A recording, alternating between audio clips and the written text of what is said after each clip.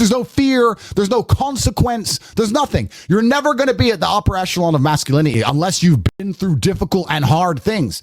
The world, and I've talked about this at length on lots of podcasts, the world is trying to breed bravery out of men on purpose. They don't want you to be brave because it is the bravery that's going to allow you to resist their enslavement. Anybody who's watching these videos and doesn't feel like they should have been there, you're the exact kind of person the Matrix wants you to be.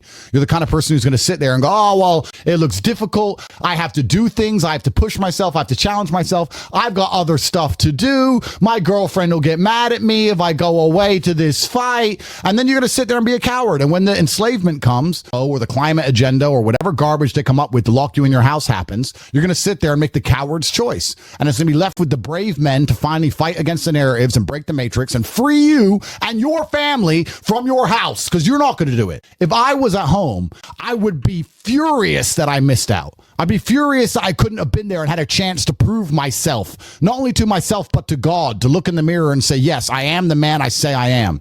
Because those are the most beautiful experiences in life. I said this to Tristan in jail. You don't get to become the most famous man in the world saying you're the top G and then get thrown in a dungeon and piss your panties. God won't allow that. God's testing me to see if I am the man I said I am. So now I get to prove it to him and to myself. And I performed flawlessly because I made the brave choice. I could have sat there and cried my eyes out. I could have done a Jordan Peterson and ended up on psychiatric meds. I could have took sleeping pills. I could have done a bunch of stupid things. I didn't do any of it because my entire life was built around constantly making the brave choice.